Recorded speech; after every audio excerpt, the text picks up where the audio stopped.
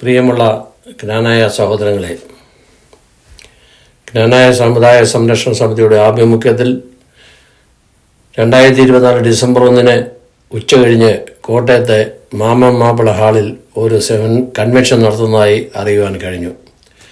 ഈ സംരക്ഷണ സമിതികൾ സഭയ്ക്കെതിരെ പലതവണ പ്രക്ഷോഭണങ്ങളും സമരങ്ങളും നടത്തിയപ്പോഴും പഴയ നിയമ പുസ്തകത്തിൽ എഴുതപ്പെട്ടതുപോലെ ശിലാഹോയിൽ ഗോപുരം പണിയുവാൻ ഒത്തുകൂടിയവർ ചിതറിക്കപ്പെട്ടതുപോലെ ഇവരും ചിതറിക്കപ്പെടുകയാണ് ഉണ്ടായത്. കാരണം സമുദായത്തിൻ്റെ പേരിൽ സഭയ്ക്കെതിരെ ഇവർ നടത്തുന്ന സമരങ്ങളും പ്രക്ഷോഭണങ്ങളും ക്രിസ്തുവിനെതിരാണ്. അതുകൊണ്ട് തന്നെ ഇവർ നടത്തുന്ന എല്ലാ പ്രക്ഷോഭണ പരിപാടികളും പരാജയപ്പെടുകയാണ് ഉണ്ടായത്.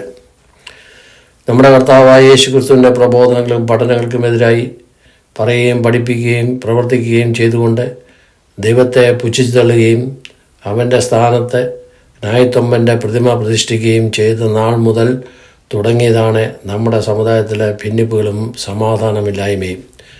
ദൈവത്തിനെതിരെ പ്രവർത്തിക്കുന്നവർക്ക് ലഭിക്കുന്ന ശിക്ഷ എത്ര കഠോരമായിരിക്കുമെന്നും കർത്താവ് പകരം വീട്ടുമെന്നും അവൻ തൻ്റെ ജനത്തെ വിധിക്കുമെന്നും പറഞ്ഞ ദൈവത്തിൻ്റെ കയ്യിൽ ചെന്ന് വീഴുക വളരെ ഭയാനകരമായിരിക്കും എന്ന ദൈവവചനം നാം ഓർക്കുന്നത് നന്ന്.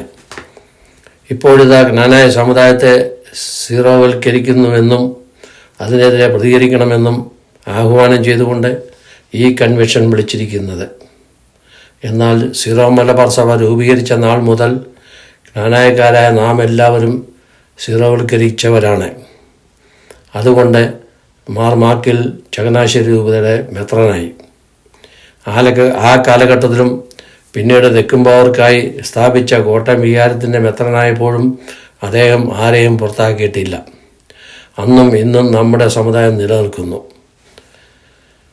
എൻ്റെ സമുദായം എൻ്റെ അവകാശം എന്ന മുദ്രാവാക്യം ശരി തന്നെ.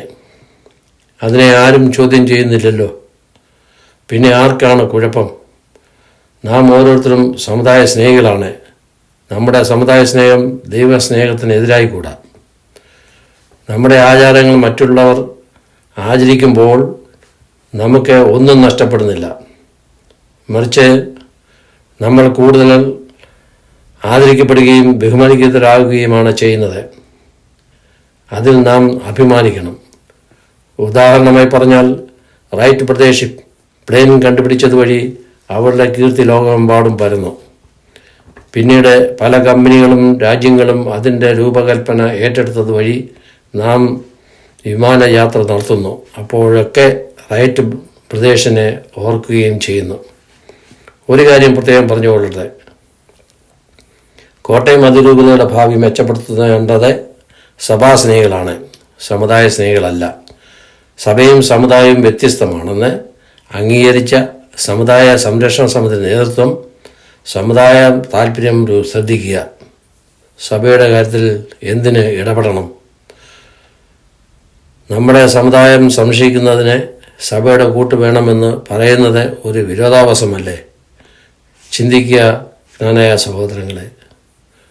നിർത്തുന്നു. ഒട്ടനവധി സ്നേഹത്തോടെ ജോയി ഓർമ്മക്കളം.